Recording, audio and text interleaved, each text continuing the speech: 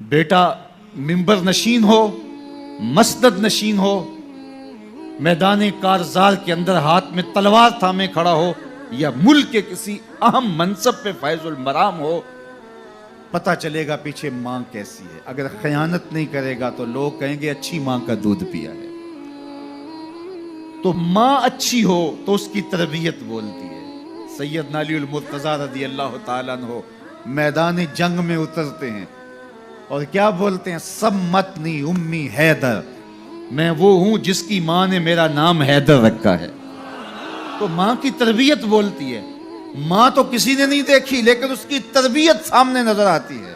سیرت فرزند ہا از امہات، جوہر صدق و صفا از امہات۔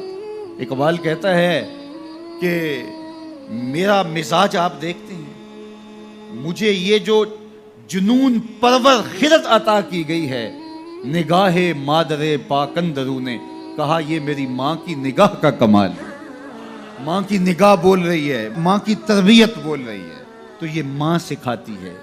تو جب امومت کی موت واقع ہو گئی تو پھر سال معاشرت کیسے تشکیل پا سکتی ہے؟ تو آج باپ اولڈ ہوم میں تڑپتا ہوا آخری آرزو یہ کرتا ہے کہ کاش کہ میرا بیٹا مجھے ملنے آ جائے۔ ڈرلی کے ایک اخبار میں ایک بوڑھے انگریز کی وصیت چھپی تھی۔ اس نے کہا تھا کہ میں مر رہا ہوں، میری آدھی جائیداد چرچ کو دے دی جائے اور آدھی جائیداد میرے کتے کو دے دی جائے۔ تو کہا کہ یہ عجیب وصیت ہے تمہاری۔ کہا میرے اتنے بیٹے ہیں، میری اتنی بیٹیاں ہیں، لیکن اب موت کی ہچکی لگی ہے مجھے اور آخری سانسیں ہیں، تو یہ وفادار کتا ہے جو ٹکٹکی باندھ کے مجھے دیکھ رہا ہے۔ نہ میرا بیٹا اس وقت کوئی موجود ہے، نہ میری بیٹی اس وقت کوئی موجود ہے۔ جب امومت مر جاتی ہے تو پھر بیٹے کو وہ پیار سکھانے والا، بیٹی کو وہ ماں باپ کی الفت سکھانے والا کوئی باقی نہیں رہتا۔ تہذیب فرنگی ہے اگر مرگ امومت، ہے حضرت انسان کے لیے اس کا ثمر موت۔ جس علم کی تاثیر سے زن ہوتی ہے نازم، کہتے ہیں اسی علم کو ارباب نظر موت۔ وہ پھر علم نہیں رہتا، وہ موت بن جاتی ہے۔ تو زن نازن نہ ہو، زن کا نازن ہونا یہ اس کا کمال نہیں ہے۔ عورت کو عورت اسی لیے کہا جاتا ہے کہ وہ مستور ہوتی ہے، وہ پردے میں رہتی ہے۔ اس کا پردے میں رہنا ہی حسن ہے۔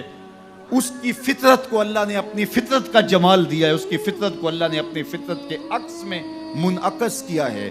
جس طرح وہ خود پردے کے پیچھے رہ کے سب کچھ کر رہا ہوتا ہے، ماں پردے کے پیچھے ہوتی ہے لیکن سب کچھ ماں کی تربیت بول رہی ہوتی ہے۔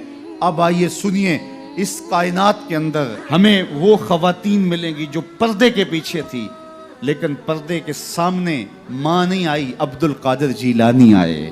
ماں پردے کے پیچھے تھی، پردے کے سامنے فرید الدین گنج شکر آئے۔ ماں پردے کے پیچھے تھی، مہر و ماں نے بھی آنچل نہیں دیکھا لیکن پردے کے سامنے کربلا میں حسین ابن علی آئے۔ تو یہ پردے کے سامنے آئے، وہ پردے کے پیچھے تھی۔ تو جب مائیں پردے کے پیچھے ہوں تو پھر بیٹے جو ہیں وہ پردے کے سامنے آ کے وہ نقش ثبت کرتے ہیں کہ جو لوگوں کے زندگی کے نقوش کو جو ہے وہ اجال دیتے ہیں اور تقدیر بدل دیتے ہیں۔ تو اس لیے ماؤں کی ذمہ داریاں گھر سنبھالنا ہے۔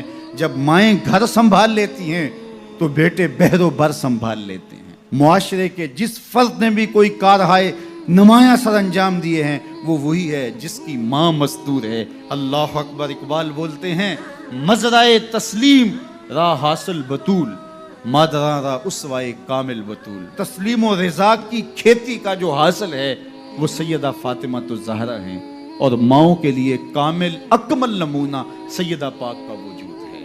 ان کی پرورش تسلیم و رضا کے ماحول میں ہوئی تھی، اور مزاج کیا ہے کہ ہاتھ سے چکی پیس رہی ہیں اور لبوں پر قرآن کے نغمے جاری۔